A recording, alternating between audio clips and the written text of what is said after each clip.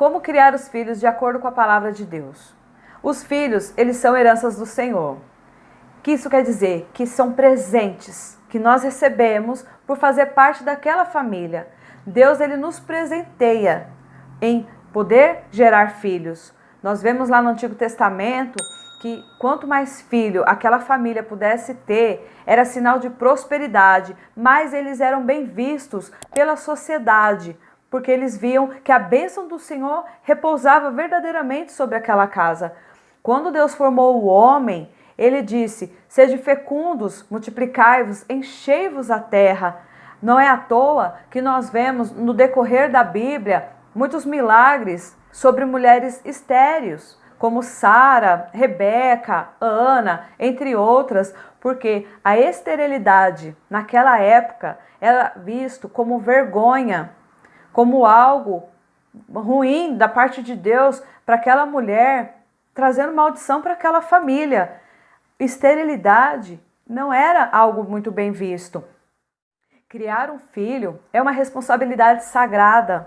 Nós devemos valorizar as crianças, pois elas não são só o futuro do país, mas elas são aquelas que vão dar continuidade àquilo que você está construindo. Nós, quando não valorizamos as crianças, não damos a importância ali para o teu futuro, para o teu crescimento, para a educação, em criar elas sujeitas à palavra do Senhor, nós estamos indo contra o próprio Criador. Aí eu te pergunto, o que você está fazendo com a herança que Deus te deu, com o presente que Ele confiou em tuas mãos? Pois nós não estamos criando filhos para o mundo. Esse é o ditado que dizem lá fora. Mas para nós que somos filhos de Deus, nós estamos criando filhos para servir a Deus. Não é para servir o mundo e nem para servir o diabo, porque o mundo jaz do maligno. Nós estamos criando filhos para que eles venham crescer dentro da palavra de Deus e assim sejam sujeitos a Deus e possam também morar no céu. Nós não estamos criando filhos para o mundo, e sim filhos para o céu. E para que essa tarefa possa ser bem executada, os pais, o casal, eles precisam estar bem. Porque a Bíblia diz que uma casa dividida, ela não prospera. Não pode o pai falar uma coisa e a mãe falar outra. Porque quando eu era pequena era assim. Porque a minha mãe me ensinou desse jeito. O casal, ele precisa se unir para poder educar os filhos no caminho que eles devem andar. A palavra de Deus diz lá no livro de 1 Timóteo que o casal, eu vou dizer o casal, não é nem só tarefa do homem, porque ali está se referindo ao homem. Mas quando a Bíblia diz que o homem se unirá à sua mulher e ambos serão uma só carne, então é tarefa dos dois. Educar de uma forma igual. É algo que vocês precisam entrar em acordo, principalmente na frente dos filhos. E isso é coisa que você vai precisar resolver em off. Conversar um com o outro e não discutir e não se dividirem na frente dos filhos, porque os filhos vão usar isso como uma arma. Em vez da atenção estiver focada para eles em si, né, da responsabilidade, da chamada de atenção, eles vão saber como fazer para colocar vocês um contra o outro. O casal precisa estar bem. Não tem como você criar o seu filho dentro da palavra do Senhor se vocês, como pais, não estiverem em acordo, não estiverem falando a mesma linguagem. Não que isso seja impossível, pois hoje existe muitos pais divorciados, mães solteiras, pais solteiros. Mas, enfim, esse não era o propósito, o plano inicial de Deus. Precisa dos dois, sim, para poder educar o filho, porque por mais que vocês sejam separados, vocês precisam falar a mesma linguagem para que o filho entenda que a palavra de Deus é o padrão para o relacionamento, para o crescimento, para que ele também possa construir uma família e não pensando em separar, não pensando em divórcio, mas para que ele viva aquilo que realmente a Bíblia diz. O que Deus une, o homem não separa. Para que cumpra aquele voto que foi feito diante do juiz, diante da igreja, que é até que a morte o separe. Hoje nós vemos muitos jovens, muitos casais se separando por terem visto isso dentro dos seus lares. e acabam hoje nem querendo mais se casar, acabam se amigando, se ajuntando, porque se não der certo é cada um pro teu canto, porque foi esse o exemplo que ele teve lá dentro da família deles, famílias de pessoas separadas, às vezes não só os próprios pais, mas os tios, os avós. Esse não é o padrão de Deus. Precisamos viver a palavra do Senhor dentro da nossa casa, para que os nossos filhos também possam entender e ver que é possível e é necessário nós cumprirmos com os mandamentos do Senhor. Os pais os que são os maiores responsáveis por ensinar às crianças o caminho que devem andar e também para educá-los. Essa não é tarefa da igreja, nem tarefa da escola, nem do vovô e da vovó e nem da babá. A Bíblia diz lá em Deuteronômio 6, no versículo 6, assim: e essas palavras que hoje te ordeno estarão no seu coração, e as intimarás a teus filhos, e delas falarás sentado em sua casa, e andando pelo caminho, e deitando-te e levantando-te. Todo o tempo, o dia inteiro praticamente, nós devemos falar da palavra de Deus para os nossos filhos. E como nós vamos falar da palavra de Deus para os nossos filhos, se nós não a vivemos, se nós não meditarmos, se nós não conhecermos? Não adianta a gente só falar, vamos orar para o Papai do Céu. Isso não é o suficiente. Você criar um filho só para pedir coisa para Deus, mas sim para que ele obedeça, para que ele caminhe nos princípios do Senhor, para que ele sim possa ser uma criança bem-aventurada, para que ele sim possa ser um adulto bem-sucedido e venha ter uma família melhor do que a nossa, venha ter um futuro muito mais completo e abençoado por estar ali firmado na palavra de Deus.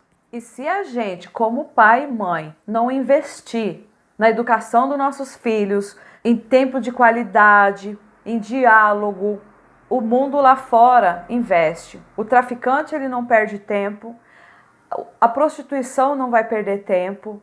Como eu disse, o mundo jaz do maligno. Se nós não investirmos, eu não digo financeiramente falando, mas investir em palavra, investir em conteúdo, em testemunho, em diálogo com nossos filhos. Hoje nós vemos muitos pais querendo encher os filhos de presentes, né? Qual a criança hoje que não tem um celular? Esse não é investimento na vida do teu filho.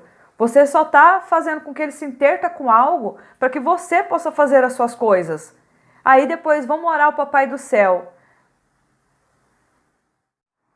O maior investimento que podemos ter com nossos filhos é conversando, ver o que está acontecendo, ensinando eles a palavra de Deus, lendo junto com eles, contando as histórias da Bíblia e ensinando o que eles precisam ter fé, que eles precisam ter esperança, precisa ser obediente ao Senhor, que Deus é na vida deles.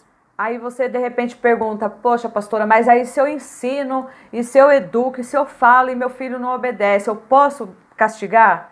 Posso corrigi-lo? A Bíblia aqui no livro de Provérbios, ela nos ensina muito em relação à criação de filhos, a família, a dinheiro, a ser patrão. Eu recomendo que você leia o livro de Provérbios, pois é chamado o livro da sabedoria. Aqui no capítulo 19, no versículo 18, diz assim, olha: castiga o teu filho enquanto há esperança, mas para o matar não alçarás a tua alma. Em outra tradução está dizendo, mas não se exceda. Nós podemos castigar os nossos filhos sim, deixar eles, muitas das vezes sem assistir o programinha que gosta, deixar ele sem o celular, deixar sem os amigos. Você precisa primeiro saber qual é a linguagem de amor do seu filho. É ali que você vai dar essa repreensão para ele entender que aquilo que ele está fazendo está errado.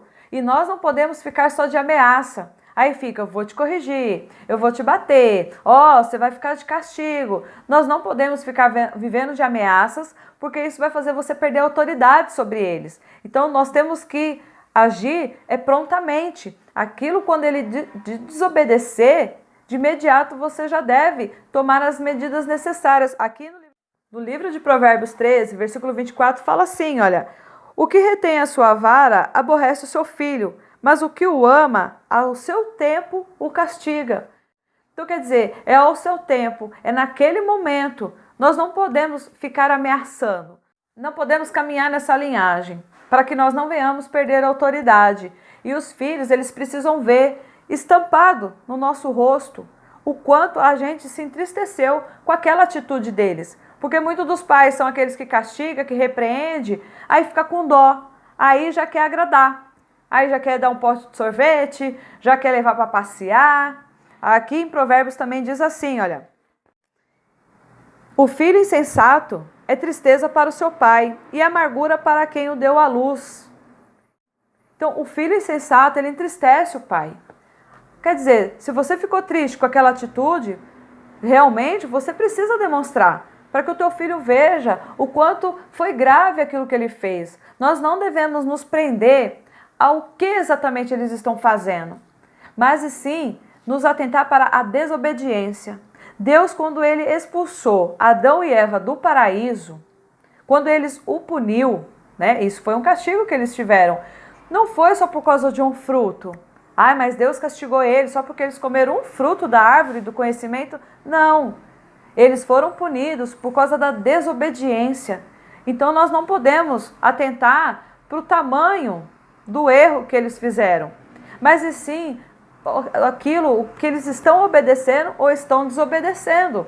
Se você disse não mexe, é não mexe. Olha, não vai sair com seus amigos, é não vai sair. Olha, tal hora eu quero você aqui em casa. E ele não cumpriu com aquele combinado, com aquele tratado, é a hora da correção. Correção que eu digo é você buscar sabedoria em Deus para poder punir ele naquilo em que ele te desobedeceu. Porque, como eu disse, se você ficar de ameaça, você vai perder a autoridade e daqui a pouco você já não vai conseguir fazer mais nada. Aí vai acabar cedendo, você vai acabar cedendo às vontades dos seus filhos, com medo de perder eles, com medo deles ir embora, com medo deles ser rebeldes, com medo deles usar droga. Não, nós temos que ser firmes e firmes com a palavra de Deus sobre a vida deles. Não que nós vamos também ficar colocando Deus no meio de tudo e falar, olha, papai do céu não gosta, olha, Deus está se agradando do que você está fazendo. A gente não pode fazer dessa maneira para que a gente não possa colocar os nossos filhos contra Deus. Porque eles vão falar, eu quero saber o que Deus está pensando. Então nós temos que ser firmes, puxar assim a responsabilidade para nós como pais e no momento exato, claro, a gente vai ministrar a palavra. Vai falar, olha, Deus não se agrada desses tipos de atitude, não se agrada quando nós fazemos tais coisas. Aí sim, e não ficar, o que a palavra de Deus diz? Olha, Deus não se agrada, ó, se você continuar dessa maneira você vai para o inferno, ai que Deus tenha misericórdia. Precisamos tomar muito cuidado com as palavras. Não tome nenhuma atitude quando você estiver triste, quando você estiver abalado, quando você estiver nervoso, pois isso pode trazer consequências terríveis, tanto no seu sentido físico quanto no sentido espiritual. Às vezes com uma palavra, ou às vezes com um gesto nosso, nós podemos pôr tudo a perder aquilo que nós temos plantado na vida dos nossos filhos. Em Tiago capítulo 1, versículo 5 fala que se nós não temos sabedoria, que nós podemos pedir para o Pai, que Ele dá deliberadamente. Deus, o que Ele mais quer fazer é nos dar sabedoria para colocar os nossos filhos no caminho que eles devem andar. Sabedoria nada mais é do que colocar o conhecimento em ação. Então eu preciso conhecer. Para que eu possa ensinar a palavra de Deus para os meus filhos, eu preciso ser a primeira a conhecer. Não tem como a gente ensinar aquilo que a gente não conhece, aquilo que a gente não vive. Nós precisamos dar testemunhos, dar exemplo. Lembre sempre, os filhos são herança do Senhor, mas ainda assim continua sendo dele. Ele apenas nos emprestou para nos fazer felizes aqui nessa terra. E o que nós estamos fazendo com esse presente? É um presente que nós vamos ter que devolver e que seja de preferência em bom estado, não é verdade? Para você que ainda não é inscrito, peço que você se inscreva aqui no canal, pois eu penso em fazer outros vídeos relacionados a esse assunto e para que você possa recebê-los, ative o sininho das notificações. Se você gostou desse vídeo, deixa aqui o seu gostei, nos acompanhe também nas redes sociais. Eu vou ficando por aqui, que Deus te abençoe. Até o próximo vídeo. Tchau!